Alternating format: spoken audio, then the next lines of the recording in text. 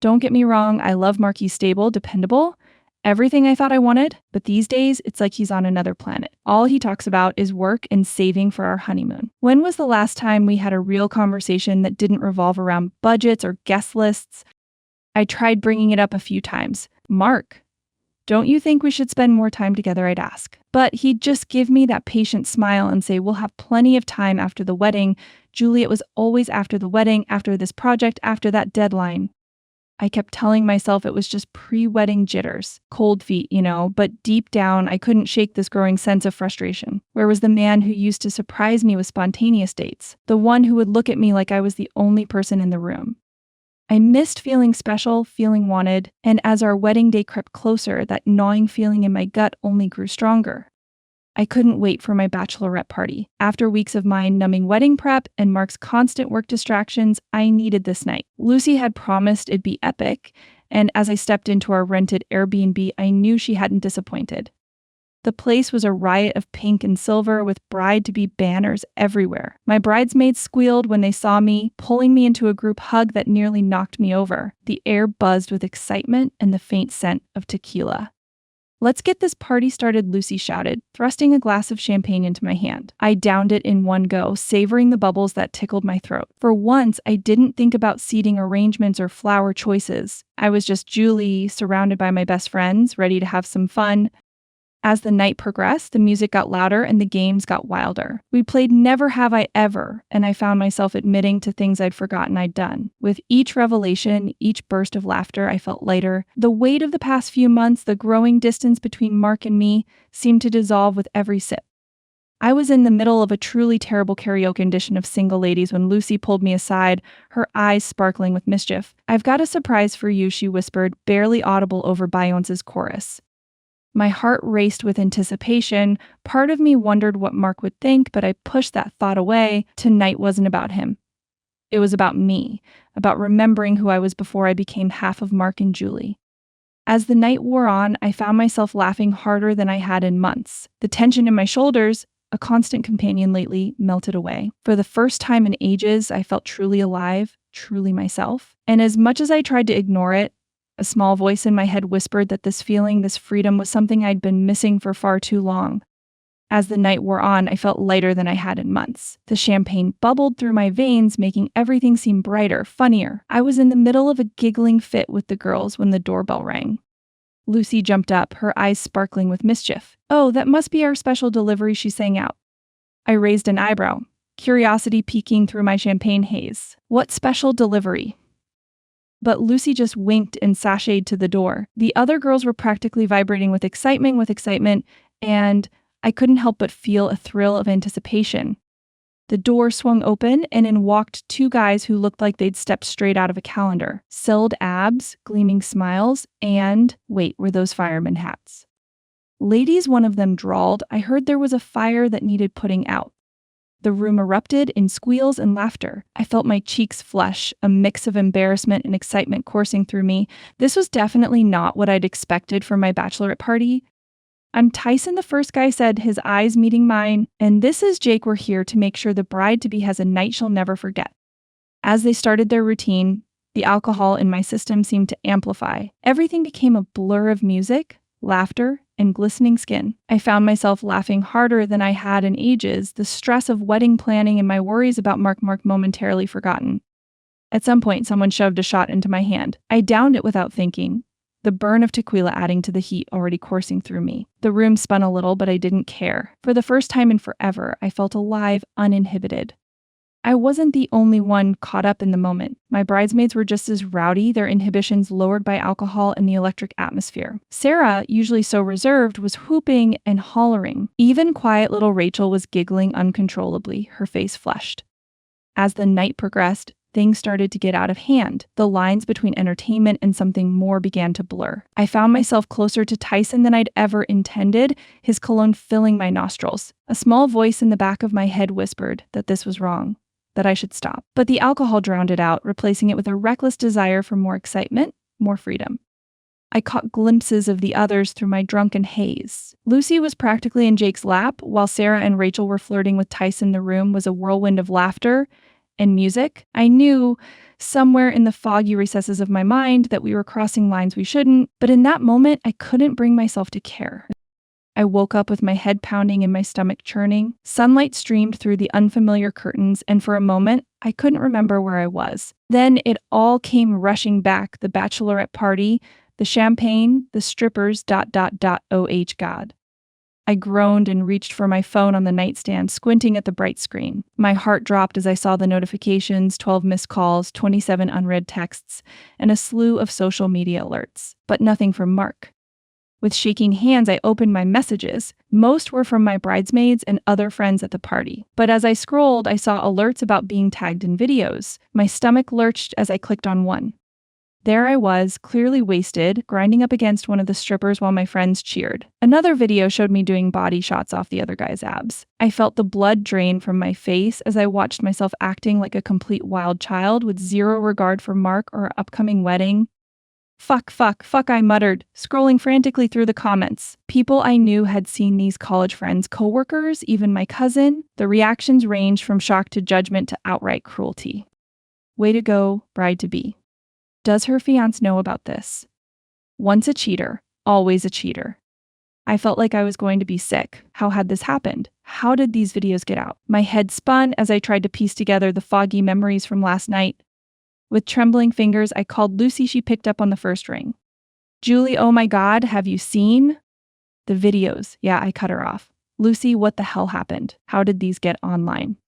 I don't know, Lucy wailed. I think Megan was live streaming at some point, but I didn't realize. Oh God, Julie, Tom saw them.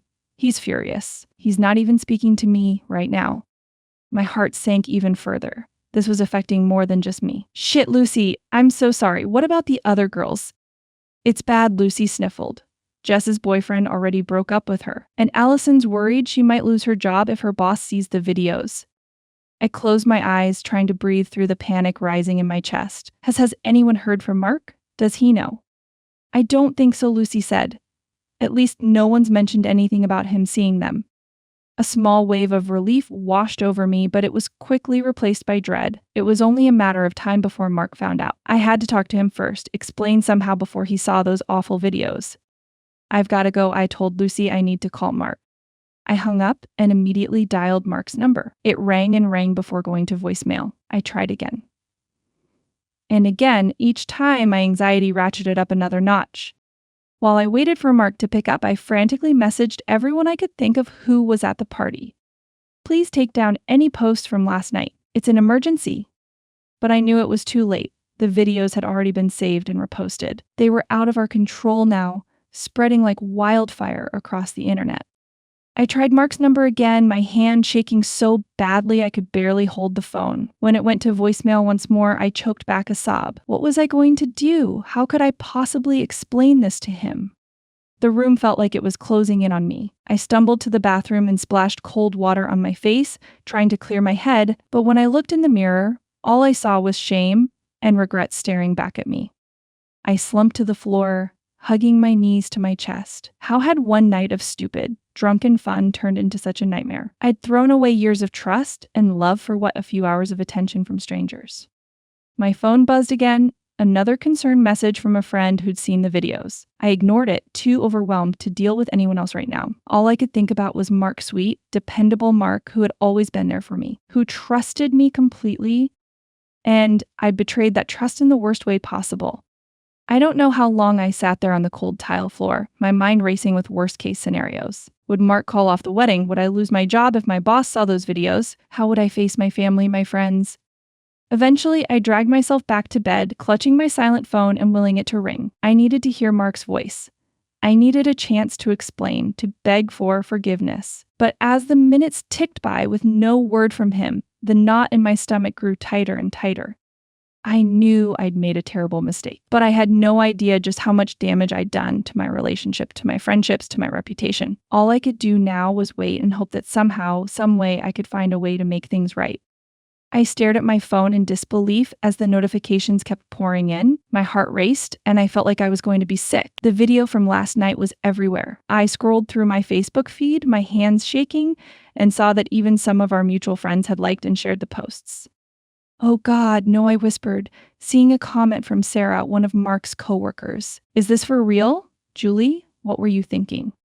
I threw my phone across the room, unable to look at it anymore. But the buzzing continued, a constant reminder of my mistake. I paced back and forth, my mind racing. How could this have happened? How could I have been so stupid? I picked up my phone again, my fingers hovering over the delete account button on Facebook. Maybe if I just disappeared, it would all go away. But deep down, I knew that wasn't true. The damage was already done. My phone buzzed again and I saw a text from Lucy Julie. I'm so sorry. I never meant for this to happen. Are you okay? I didn't respond. How could I be okay? My entire world was crumbling around me and it was all my fault. I checked my missed calls again, hoping to see Mark's name. Nothing. The silence from him was deafening, and I knew it was only a matter of time before he saw the video too. As I scrolled through the comments, I saw people I barely knew weighing in on my behavior. What a skank, one person wrote. Poor Mark, said another. Each word felt like a knife twisting in my gut.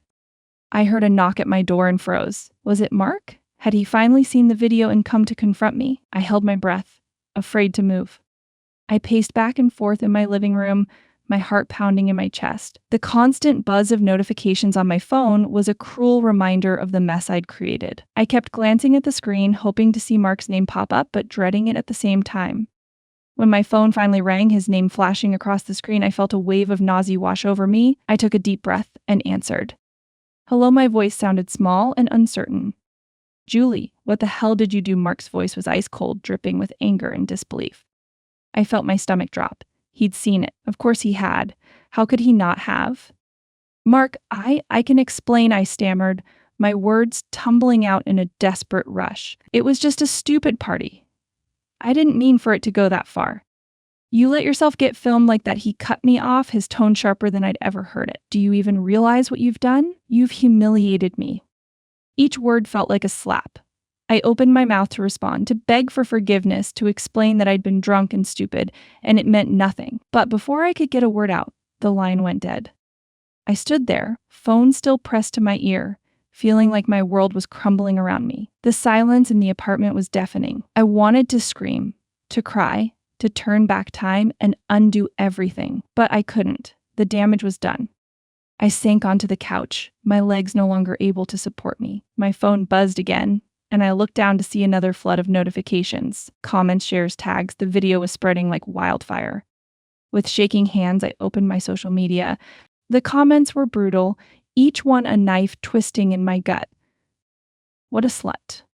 Poor Mark dodged a bullet there. Is this really the kind of person we want working in our company?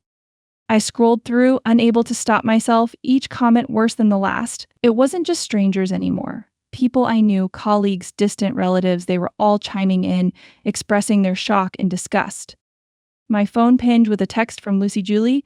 I'm so sorry. I never meant for this to happen. Are you okay? I couldn't bring myself to respond. Lucy might have planned the party, but I was the one who let things get out of hand. I was the one who'd thrown caution to the wind and acted like that. Another text came through, this time from Sarah, one of the other bridesmaids. My boyfriend saw the video. He's furious. What were we thinking?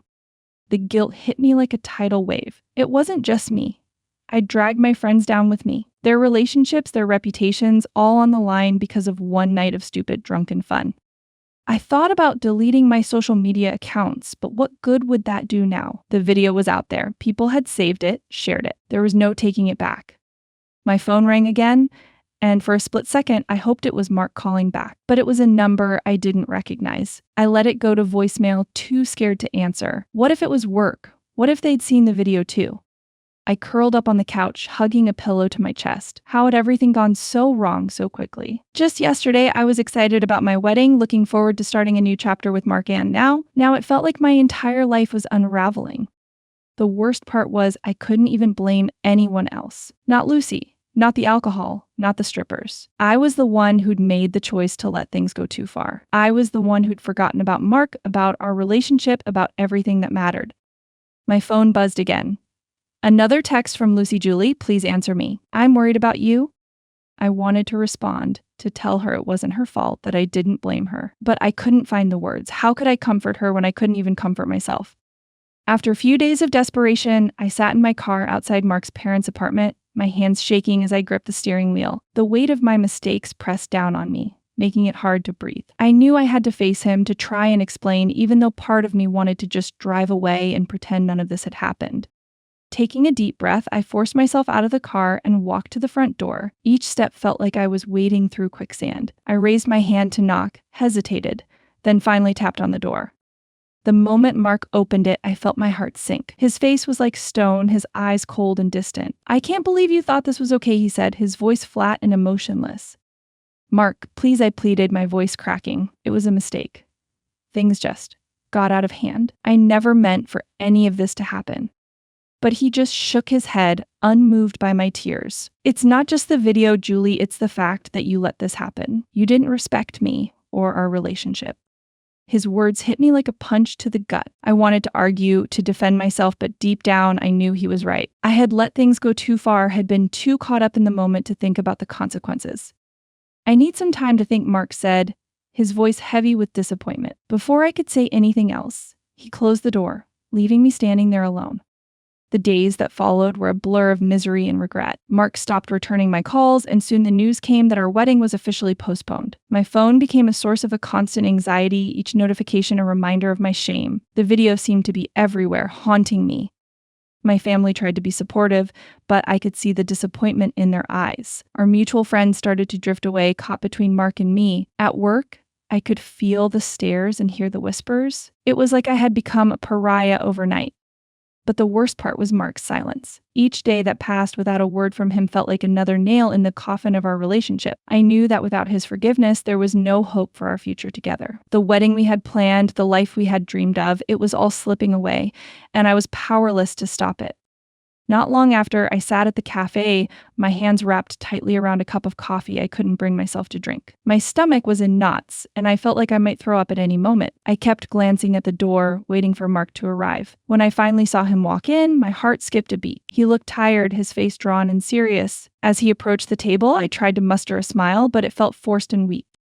"Hi," I said, my voice barely above a whisper. Mark didn't return the greeting. He just sat down, his eyes avoiding mine. The silence stretched between us, heavy and suffocating. I wanted to reach out, to touch his hand, to beg him to forgive me, but I couldn't move. Finally, he spoke. "I can't do this," he said bluntly. Those 4 words hit me like a physical blow. I felt the air leave my lungs, and for a moment, I couldn't breathe. "The wedding's off," Mark continued, his voice cold and distant. "I can't marry someone who would let something like that happen. I deserve someone who respects me." I tried to protest, to explain, to beg for another chance. "Mark, please," I choked out, tears welling up in my eyes. "It was a mistake. I never meant for any of this to happen. We can work through this. I know we can." But Mark's expression remained unchanged. "It's over, Julie," he said, cutting me off. And with that, he stood up and walked away, leaving me alone at the table. I sat there for what felt like hours, unable to move, unable to think. The cafe bustled around me, but I was in my own bubble of misery. Eventually, I stumbled out onto the street, barely aware of where I was going. The days that followed were a blur. I moved through life like a ghost, going through the motions but not really living. My phone was a constant reminder of my shame, buzzing with notifications I couldn't bear to look at. I knew what they would say: more cruel comments, more judgment, more reminders of how badly I'd screwed up. I tried reaching out to our mutual friends, but they'd all sided with Mark. Lucy, who I'd thought would stick by me, was barely speaking to me. I heard through the grapevine that her own relationship was on thin ice because of what happened at the Bachelorette party. One night, after scrolling through yet another barrage of hateful messages, I made a decision. With shaking hands, I deleted all my social media accounts. It felt like cutting off a limb, but I knew it was necessary. The constant harassment was eating away at me, and I needed to escape.